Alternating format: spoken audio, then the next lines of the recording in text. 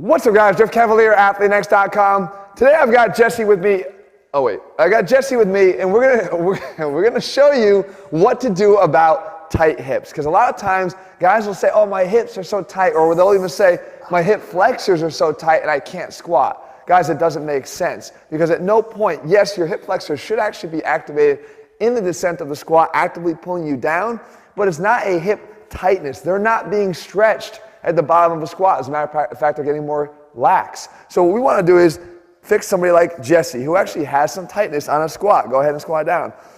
He gets up and he feels tightness in through here. What's causing that? I'm going to help you guys, because we're going to go through 3 stages. Number 1, we're going to take a look at the non-Jesse, actually Raymond over here, to look at skeletal factors and things that you can do right away to fix the tightness that you're having. The next thing we have to do is we have to actually look inside the joint a little bit, right around something we call the hip capsule. And a lot of times we don't really address this. There's going to have some mobility actions that we could do to try to get to the root of it. And then if that doesn't work, there's some other things that we tend to always overlook at the muscle level. And it's not just about stretching the muscles. It's about what the activity of those muscles are and what the stability of those muscles are, because if it's not there, you're going to be getting some compensations other places that's going to be causing these tight hips. So when stretching's not working, guys, you got to look other places. This video is going to help you to finally get to the root of it. All right, so obviously there's a lot of things that can be causing that tightness and that restriction, but we have to start somewhere and trying to figure it out. And the easiest place to do that is to just stay here, right here on the ground. And no, you don't have me to do this for you, but the good news is you don't need me to do this for you. You just take your hip through 3 different ranges of motion here. The first is, how much flexion do you have? Right? And you can do this yourself, again, by grabbing onto your knee and pulling up. And for Jesse, he's actually got good flexion. He can get well past waistline, and it doesn't feel hard at the end. You want to make sure it's not feeling like it's running into a wall, but that it has some bounciness to it. The next thing is you want to check internal rotation. And even though the foot's moving that way, outward, the hip is actually going into internal rotation. You want to look and see how much rotation can you get here. 30 or 45 degrees would be great. And Jesse's actually got good rotation. And again, you don't need me to do that, though it's easier. You could do that yourself just to sort of test that. Then we have to go into external rotation. And in external rotation here, we're going this direction. And what I'm looking for is if this lower leg can kind of cross your waistline, be parallel to your waistline, run east and west. And a lot of you are going to probably find that you're going to have some restrictions here, right? But if you find that you have this restriction, really hard end feeling restriction to internal rotation, significant, and also combined with some of this flexion limitation here, that would start to indicate to me you've got some bony arthritic changes going on there, or you've got some type of impingement or labral tear, or maybe even a bursitis if you have some pain. And those are cases, all instances where you want to go get checked out for something that needs a little bit more qualified medical attention there, because that's not something you're going to fix here in a single video, right? But when we see the restrictions, when they're coming more from what we're going to find in this video, more capsular restrictions, things that you can do something about, you're likely going to find that the restrictions come in external rotation. And that's exactly what we find here with Jesse. You can see that his external rotation on this side is nowhere near getting to waistline. He's nowhere near parallel here to his waist. He's not running east-west. He's got all this lack of external rotation. So we need to try to figure out what is happening here. And we're going to look at the skeleton in the easiest of changes, because we know we could do some things just with his own posture and how he sets up for a squat to help alleviate that and create more room. But if that persists, then you got to start looking deeper, guys. You got to start looking into the hip itself and the capsule, which we're going to do. And then, interestingly, looking at the muscles, but not just from stretching them out, but how we actually can use the activation of those muscles, or really the inactivation that's happening here that's causing the tightness in the hip. So I'm going to explain all of it step by step, and we're going to start right here with the skeleton. All right, guys, so let's start off anatomically here, because it's the easiest thing, the thing that you can do just like this, just by changing position. But it helps to understand what's actually happening inside your hips when you go to squat. We should know that one of the requirements is to get into hip flexion, right? That's what a squat is. You're getting into a deep hip flexion. And you want to be at proper depth. Well, the first thing you could do to help yourself is realize that to get into flexion, you want to make sure that you have external rotation, because it's going to be easier to get deeper into flexion if you have external rotation of the hip. And you can see that right here. If I were to take my hips and internally rotate them like this, and then try to go into flexion, you can see that I actually get limited in how high I can go. We get bony stops here inside the acetabulum here, the ball and socket of the hip. That actually gets cleared substantially more when I externally rotate the hip, and I can keep going all the way up here. That's when you see kids get way down into a deep squat. You have to externally rotate the hip to get there. So you're doing yourself a favor if you realize that and you set yourself up to do that. So the easiest way to set yourself up is twofold. Number one, you take a little bit of a wider stance. Right? If you go narrow stance squat, you're already starting to cause, again, some impingement in the hip here, an inability to get past this bony block right here. And you can literally see it getting stuck. It's getting stuck right here on the pelvis. But if I take my leg out wider and now I go down in there, I've cleared that. There's a clearance here. Anatomically, I've actually created a better opportunity to get down. But then I could also just turn my legs out a little bit. It's a necessary part of squatting. We talk about it all the time, guys. If you want to squat effectively and properly, you do need to turn your legs out. And not just your feet. Your feet doesn't mean anything. Because you could turn down here and get some rotation at the tibia that won't have any impact on the hip. It's about getting the entire leg turned out, keeping those knees over the toes. That's when you hear that, because you want to keep the whole leg out so that now when I go into that squat, I've got external rotation. So if you're already having problems, let's say you do this, but you still feel you've got this tightness inside, we got to go to the next part here, and that's to actually examine what's going on right here in the hip capsule at the head of the femur here in the acetabulum. All right, so if you tried to make those skeletal modifications where you open up your hips and you squat and you're still finding that you've got that tightness, you can't really identify where it is, but you got the tightness, well, then what you would want to do is you got to start looking a little deeper, right, inside the joint. And again, when people start pressing here, it's really because they can't get to what's actually bothering them, and that's actually the ball and socket joint. And what they're talking about there is the capsule, right, the surrounding ligaments and structures that kind of hold the hip joint together. It's like a series of seat belts and straps. And it kind of acts like this. If this is the ball and socket, if I have tight capsule over the top and you try to create movement, come on, Jesse, create some movement. It's tight. Right. So that's the idea is that you're limiting the freedom of motion in here. But if I actually was able to use this, the head of the femur here, as a mobility tool to create more space by pushing into these areas of tightness so that I actually loosened it, now all this freedom of motion is back. We want to restore that. Well, we can do that, and we can actually do that very specifically here with Jesse to try to restore that external rotation and flexion that's needed in a squat. So what you do is you take a band, you anchor it to something behind you, and then you step into it on the affected side, which we know in this case is Jesse's hip, left hip. So now he anchors it up nice and high, not too high, careful, high, and then you put yourself with your foot up on a box. Now, if we want to just go into flexion, which a lot of people will have you do, is they just have you kind of sink into it, right? And what the band is doing on that high hip position is creating a little bit of a distraction in the hip joint to allow for some of that mobility and to allow it to sort of push into that posterior capsule, right? The tight posterior capsule to allow more flexion. That's the idea. You're using your own bones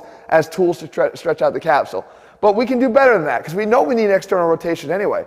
So we can combine them because they're going to happen in a combined way in a squat. So we actually dive down into flexion, but we allow the hip to turn out because we know that external rotation is being able to do this, to turn the foot in this direction, right? So the hip joint needs to go in external rotation. So Jesse's not just diving straight down into flexion, but he's diving into external rotation this way. Now, you can feel that? Yeah. All right, it's tight. Now what we do is you got to make sure, guys, that your foot still stays flat on the ground because, again, if we were to go translate this over to a squat, you don't want to just let it roll. It's not going to roll when you're squatting. Your feet still have to stay in contact with the ground. So that roll would be bad. You want to keep this down and work on that external rotation. Go ahead, dive and open. There you go. At the same time, you get the benefit of hitting them both together since that's what you're going to need when you get over there. Now, this is something you want to work on, especially, again, if you were still feeling that problem when you made the modifications of your stance. But beyond that, what we need to do is look another level, right? Because there could be something muscular that's going on, but it may not just be about stretching it. It could be more importantly about activating muscles that are far away from the area of your problems. Let me show you what that means. All right, so here's where things actually get interesting because we start to talk about the muscles, which is where most of us put all of our attention. But it's not about necessarily the flexibility of the muscles. And you do realize that there are a lot of muscles that cross the joint or at least impact the hip in its motion. There's like 27 muscles that will impact the motion of the hip. So we're not necessarily looking to dissect the function of every single muscle because that would take a real scientist to do that. We don't need to do that. All we want to do is look at overall motions. So if we can't get, in your case, in a lot of people's cases watching, if we can't get into hip external rotation, in general, what is probably restricted? Your internal rotators? Right, the stuff that's actually opposing external rotation. So whatever causes internal rotation in the hip would be potentially impacted here. Now, In your case, if you have a limitation in motion of the hip, what's interesting is the desire to go stretch it, or stretch the internal rotators in this case, is not really where I would start. See, I would start and see maybe there's some kind of a restriction caused for a reason. Because the number one thing your body always wants to do is it wants to stabilize the spine. Your spine, for good reason, is its main focus. Because an injury to the spine can be life-changing. Yeah. So what we want to do is always have stability there. Well, we know that the way the joints are set up in the body is that the knee is a stable joint. The hip is supposed to be really, really mobile, right? The ball and socket.